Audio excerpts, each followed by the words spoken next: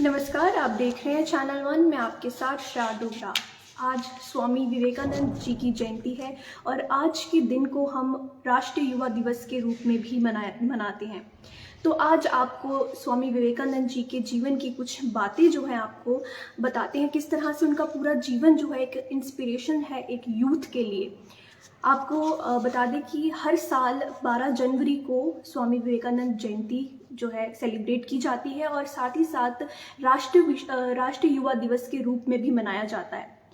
विवेकानंद जी बहुत कम उम्र में ही सन्यासी बन गए थे और पश्चिम देशों के योग वेदांत की शिक्षा से अवगत कराने का श्रेय भी स्वामी जी को ही जाता है।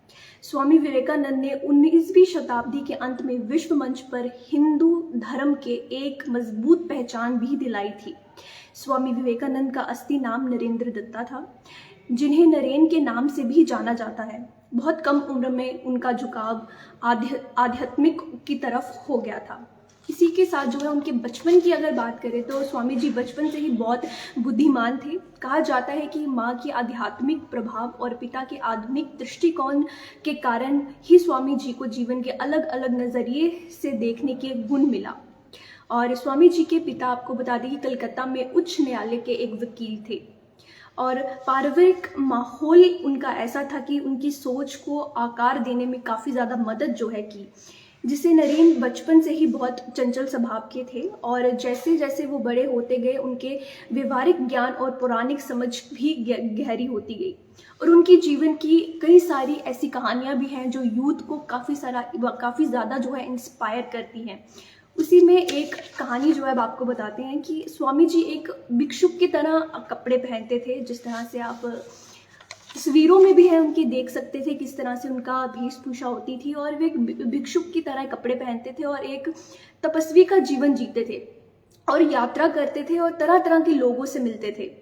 एक बार जब स्वामी जी विदेश यात्रा पर गए तो उनके कपड़ों को जो है उनके लोगों को जब उनके कपड़ों को देखा तो उनका ध्यान जो है काफ़ी ज़्यादा उनकी तरफ गया। और इतना ही नहीं, एक विदेशी व्यक्ति ने उनकी पगड़ी भी खींच ली और जिसमें ही स्वामी जी ने उनसे अंग्रेजी में पूछा कि तुमने ऐसा क्यों किया। तो इसी तरह पहले तो वो व्यक्ति स्वामी जी की अंग्रेजी सुनकर हैरान रह गया और उनसे पूछा कि आप अंग्रेजी बोलते हैं, क्या आप शिक्षित हैं? तो उसी के जवाब में उन्होंने कहा कि हाँ, मैं पढ़ा लिखा हूँ और सज्जन हूँ।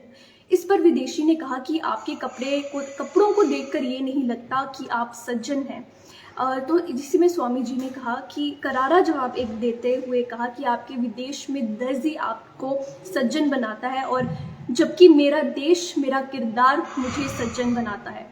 काफ़ी सारी ऐसी और भी कहानियाँ जो है स्वामी जी के साथ जुड़ी हुई है, जो हम यूथ को काफ़ी ज़्यादा इंस्पायर करती है अपना जीवन जीने के लिए और अपनी जो भी हमारे ड्रीम्स हैं, हमारे जो भी हम चाहते हैं अपनी ज़िंदगी में, ऐसी बहुत सारी स्टोरीज़ जो है इन स्वामी जी की, हम उनसे इंस्पायर होते हैं। और उनका कहना है, उठो जागो और तब तक मत रुको जब तक लक्ष्य की प्राप्ति ना हो।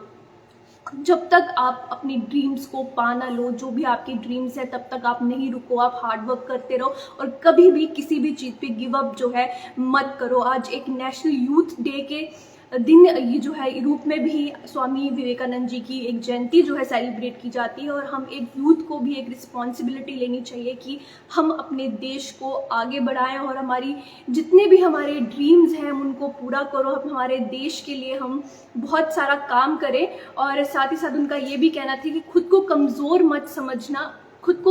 समझना सबसे बड़ा पाप है।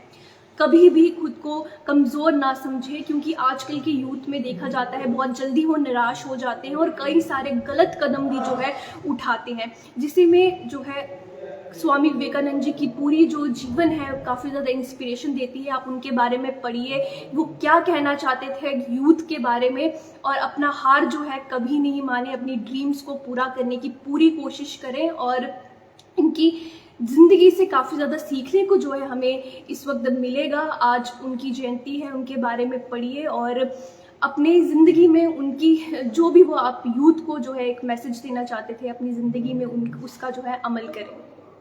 इसी तरह बड़ी अपडेट के साथ आपसे फिर से मिलेंगे। नमस्कार।